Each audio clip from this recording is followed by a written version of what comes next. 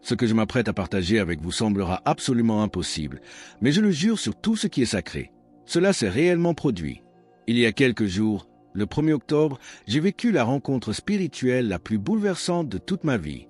Jésus-Christ lui-même m'est apparu et m'a révélé 4 événements spécifiques qui se dérouleront avant la fin de ce mois. Ce qu'il m'a montré n'était pas de vagues aperçus du futur, mais des avertissements urgents concernant des événements surnaturels qui ébranleront les fondements même de notre monde. Je tremble encore en enregistrant ce message. Honnêtement, j'ai hésité à le partager, sachant à quel point cela paraîtrait incroyable. Mais le message n'était pas seulement pour moi, il était pour vous, où que vous soyez en cet instant. La Bible nous prévient que de tels moments viendront, comme le dit le prophète Joël. Je répandrai mon esprit sur toute chair, vos fils et vos filles prophétiseront, vos vieillards auront des songes et vos jeunes gens des visions. Joël 2:28. Ce soir-là, j'étais épuisé, spirituellement vidé après une longue journée. Assis dans ma modeste demeure, la température a chuté brutalement. L'air lui-même semblait vibrer d'une sainteté indescriptible et j'ai su que je n'étais plus seul. Quand j'ai levé les yeux, Jésus se tenait devant moi. Mais ce n'était pas une simple image pieuse. C'était le Christ ressuscité dans toute sa gloire, rayonnant d'un amour si intense qu'il m'a mis à genoux. Comme petit merci de nous rejoindre aujourd'hui, nous offrons un moment de bénédiction partagée. Commentez avec le mot « foi » si vous êtes ouvert à recevoir une pensée finale spéciale dédiée à tous ceux qui participent. Et s'il vous plaît, appuyez sur « j'aime » si vous appréciez ce moment. Sa voix portait à la fois l'autorité du Créateur et la douceur de l'ami le plus aimant. « Lève-toi, mon bien-aimé, dit-il, je t'ai choisi pour porter un message qui doit atteindre mon peuple avant la fin de ce mois. » Restez bien avec nous, car au fur et à mesure que notre histoire se déroule, nous découvrirons le premier de ces 4 événements, une découverte archéologique à Jérusalem si profonde qu'elle forcera le monde entier à faire face à la vérité de la résurrection. Le Seigneur m'a alors transporté dans une sorte d'observatoire spirituel pour me révéler la première de ces 4 prophéties, un événement prévu pour dans quelques jours à peine. Quelle est cette découverte, cachée sous la terre de Jérusalem depuis 2000 ans, qui est sur le point d'ébranler le monde académique et de ne laisser aucune excuse à l'incrédulité? Le Seigneur m'a alors montré sa première prophétie. La pièce où je me trouvais a semblé se dissoudre et je me suis retrouvé dans un vaste observatoire spirituel, regardant la terre comme Dieu la voit, chaque prière montant comme un filet de lumière, chaque acte de rébellion jetant une ombre. Regard vers les terres anciennes, a dit Jésus en désignant ce que je savais être le Moyen-Orient. Le 9 octobre, mon peuple découvrira quelque chose qui a été caché sous Jérusalem pendant près de 2000 ans. La vision s'est alors déroulée devant moi. J'ai vu des archéologues, travaillant près du mont du Temple, mettre au jour une chambre scellée datant du 1er siècle. À l'intérieur se trouvaient des artefacts qui allaient ébranler le monde. Ils trouveront les linges funéraires de Lazare, a expliqué Jésus, ainsi que des témoignages écrits de ceux qui ont assisté à sa résurrection. Mais plus encore, ils découvriront des preuves physiques de ma propre crucifixion et de ma résurrection, qu'aucun érudit ne pourra contester.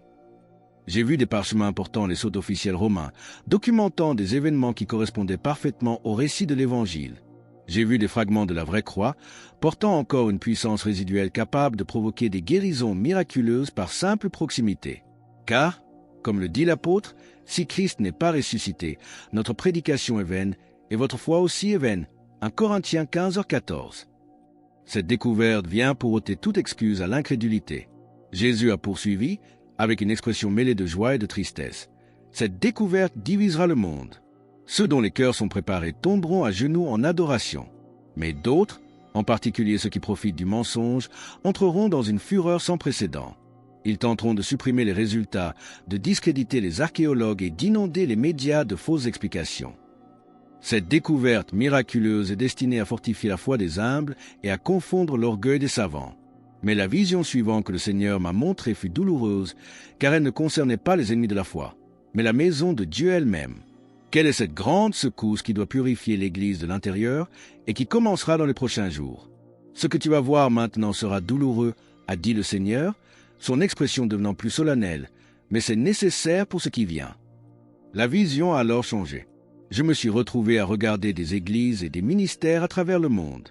Entre le 15 et le 20 octobre, a poursuivi Jésus, je permettrai qu'une grande secousse vienne sur ceux qui prétendent me servir. Ce que j'ai vu m'a brisé le cœur. Des chefs religieux éminents, des pasteurs de méga-églises qui avaient bâti des empires sur de fausses promesses, allaient être divinement exposés.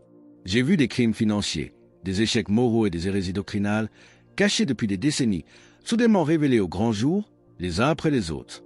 Ceci n'est pas une punition, a dit Jésus en sentant ma détresse, c'est une purification.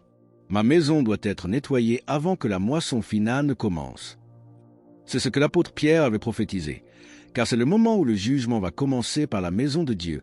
1 Pierre 4h17. J'ai vu des pasteurs arrêtés, des organisations d'ecclésiastiques s'effondrer alors que les fidèles apprenaient que leurs dirigeants avaient prêché la prospérité plutôt que la vérité, le succès plutôt que le sacrifice. Mais au milieu de ce chaos, j'ai aussi vu quelque chose de magnifique émerger. De petits groupes de croyants authentiques, affamés d'une relation véritable avec Dieu, ont commencé à se rassembler dans des maisons et des parcs. Loin d'être découragés, ils étaient dynamisés, enfin libres de suivre le vrai Jésus sans la distraction d'un leadership corrompu. Cette purification m'a montré la vision, crée l'espace nécessaire pour un authentique réveil spirituel. À mesure que le faux disparaissait, le vrai brillait plus fort que jamais. Cette purification de l'Église, bien que douloureuse, prépara un peuple au cœur pur pour les jours à venir. Mais le Seigneur m'a alors montré le troisième événement, un signe si extraordinaire qu'il touchera chaque personne sur terre, croyant ou non. Quel est ce messager de lumière qui s'approchera de notre planète et comment sa simple présence amincira-t-elle le voile entre le ciel et la terre? Le troisième événement, dit le Seigneur, sa voix vibrant d'une puissance qui semblait ébranler la réalité, affectera chaque personne sur terre, croyant et non croyant. Ce sera un signe dans les cieux que personne ne pourra ignorer. L'observatoire spirituel s'est élargi, me donnant une vue panoramique de notre système solaire. Mon souffle s'est coupé alors que je voyais s'approcher des profondeurs de l'espace quelque chose qui défiait toutes les lois de la physique. Le 24 octobre a poursuivi Jésus avec une autorité cosmique. Un messager de lumière se positionnera entre la Terre et la Lune pour exactement 47 minutes. Ce n'était ni une comète ni un astéroïde. C'était un être composé entièrement de lumière blanche brillante, se déplaçant avec intelligence et intention. Durant ces 47 minutes, a expliqué Jésus, le voile entre les royaumes physiques et spirituels deviendra si mince que même les enfants commenceront à voir des anges marcher parmi eux. Les effets sur la terre furent immédiats et profonds. J'ai vu des patients en phase terminale dans des hôpitaux être guéris instantanément. J'ai vu des criminels endurcis tomber à genoux dans leurs cellules, leur cœur percé par un amour divin. Mais ce qui m'a le plus frappé, c'est l'effet sur les enfants. J'ai vu des jeunes du monde entier manifester soudainement des dons de prophétie, de guérison et de discernement. Une fillette de 6 ans au Brésil a posé les mains sur sa grand-mère aveugle et a vu sa vue revenir. C'est l'accomplissement de la promesse citée par l'apôtre Pierre. Dans les derniers jours, dit Dieu, je répandrai de mon esprit sur toute chair. Vos fils et vos filles prophétiseront. Acte 2h17. Si ce message résonne profondément en vous et que vous vous sentez poussé à affirmer votre foi en cet instant, partagez Amen dans les commentaires ci-dessous. Cependant, ceux dont le cœur était endurci ont ressenti un malaise intense. Certains tombant malades ou entrant dans une rage inexplicable, fuyant désespérément cette lumière pénétrante. Ce signe céleste servira d'invitation finale, une effusion de dons spirituels pour équiper les fidèles. Mais le Seigneur m'a alors montré le quatrième et dernier événement, le plus important de tous, car il déterminera le destin éternel d'une multitude. Quelle est cette intervention divine qui ne passera plus par des signes ou des prophètes, mais qui impliquera des rencontres personnelles et directes avec le Christ lui-même? Il y a un dernier événement que tu dois voir, a dit le Seigneur, sont ton empreinte d'une urgence qui a captivé toute mon attention. Le quatrième événement sera le plus important de tous, car il déterminera le destin éternel d'une multitude. La vision a de nouveau changé. Je me suis retrouvé au sommet d'une montagne spirituelle avec une vue qui englobait le globe entier. Mais je ne voyais pas seulement la terre, je voyais dans les cœurs et les âmes de chaque nation. À partir du 28 octobre et jusqu'à la fin de ce mois, a commencé Jésus. Je visiterai personnellement des individus à travers le monde d'une manière qui ne pourra être ni expliquée ni niée. Non pas par des intermédiaires, mais par des rencontres en face à face qui ne laisseront aucune place au doute. Ce dont j'ai été témoin a ensuite défié tout ce que je croyais savoir sur la manière dont Dieu agit dans le monde moderne. Des gens ordinaires, partout sur la planète, recevaient des visites surnaturelles de Jésus lui-même, dans l'intimité de leur maison ou de leur lieu de travail. J'ai vu un homme d'affaires musulman au Caire, seul dans son bureau, soudainement enveloppé par la présence divine. Jésus lui est apparu avec un tel amour que l'homme a immédiatement compris son besoin de salut, sans jamais avoir entendu l'Évangile. À Tokyo, une scientifique athée a été confrontée au Christ ressuscité dans son laboratoire, et elle s'est effondrée en larmes, demandant pardon sur le champ. Cette bonne nouvelle du royaume sera prêchée dans le monde entier, pour servir de témoignage à toutes les nations. Alors viendra la fin, nous dit Jésus en Matthieu 24h14. J'assistais à l'accomplissement surnaturel de cette promesse. Cette moisson finale ne dépendra pas de l'évangélisation humaine, a expliqué Jésus. J'apparaîtrai moi-même à ceux dont j'ai préparé les cœurs. Ces visites ravivaient aussi la foi des chrétiens tièdes et transformaient radicalement des pasteurs qui avaient perdu leur premier amour. C'est le dernier acte de miséricorde de Dieu, le dernier appel avant que la porte ne se ferme pour toujours. Ceux qui y répondront deviendront son armée de la fin des temps. Cette moisson mondiale est son dernier acte de miséricorde. Mais une telle effusion de lumière provoquera inévitablement une réaction furieuse des ténèbres. Comment l'ennemi tentera-t-il de contrecarrer ce réveil par de faux miracles et quel est le critère infaillible que Jésus a donné pour distinguer une véritable rencontre avec l'idée d'une imitation démoniaque? Cependant, j'ai aussi vu la résistance qui s'élèvera contre ce réveil mondial. Des faux prophètes commenceront à accomplir des miracles contrefaits pour semer la confusion. Des gouvernements tenteront de supprimer les témoignages et des chefs religieux, se sentant menacés, dénonceront ce mouvement comme une hystérie de masse. Mes vrais disciples reconnaîtront ma voix, m'a alors assuré Jésus. C'est ici qu'il m'a donné la clé du discernement, la même qu'il a donnée dans l'Évangile. Vous les reconnaîtrez à leurs fruits. Matthieu 7h16. Il a expliqué, une véritable rencontre avec moi produit toujours l'humilité, le brisement sur son propre péché, l'amour pour les autres et un désir désespéré de partager l'Évangile. Toute expérience qui produit l'orgueil, la division ou qui attire l'attention sur le messager plutôt que sur moi ne vient pas du ciel. Lorsque les visions se sont achevées, j'ai senti un poids énorme de responsabilité s'abattre sur moi. Jésus m'a regardé avec une compassion infinie et m'a demandé « Leur diras-tu ce que tu as vu ?» À travers mes larmes, j'ai murmuré « Oui, Seigneur, mais qui me croira ?» Sa réponse fut douce et ferme « Tu n'es pas responsable de convaincre qui que ce soit. Ta tâche est simplement de délivrer le message fidèlement. Le Saint-Esprit confirmera la vérité à ceux dont le cœur est préparé à la recevoir. » Pour rejoindre notre communauté et nous aider dans cette mission de délivrer fidèlement le message, pensez à cliquer sur « J'aime » et à vous abonner. Alors que Jésus commençait à disparaître, ces dernières paroles ont résonné dans mon esprit avec une telle intensité que je savais que ma vie ne serait plus jamais la même. « Dis-leur » avait-il dit, que ces 4 événements ne sont pas destinés à apporter la peur, mais à réveiller la foi. Ce sont mes lettres d'amour à un monde qui a oublié comment écouter ma voix.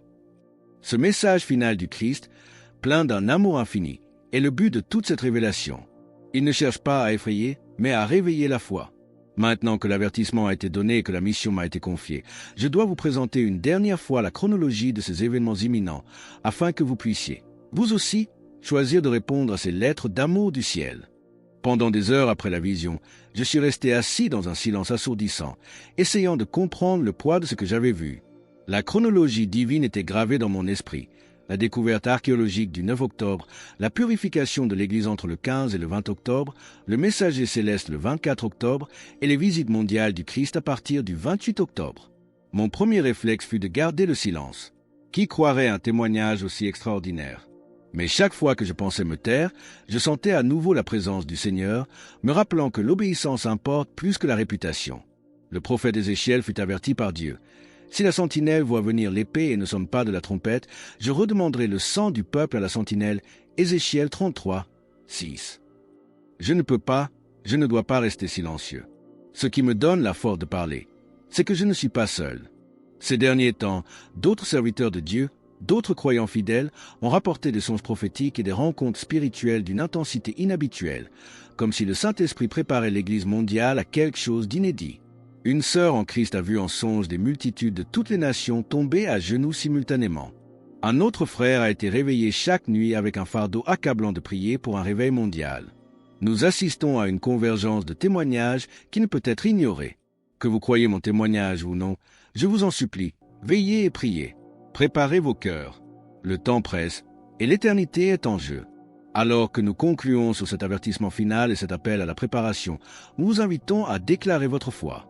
Commentez, Jésus est roi ci-dessous pour affirmer cette vérité avec nous. Et votre parcours ne doit pas s'arrêter ici. Cliquez sur la vidéo qui apparaît maintenant sur votre écran pour un autre message puissant que nous avons préparé pour vous.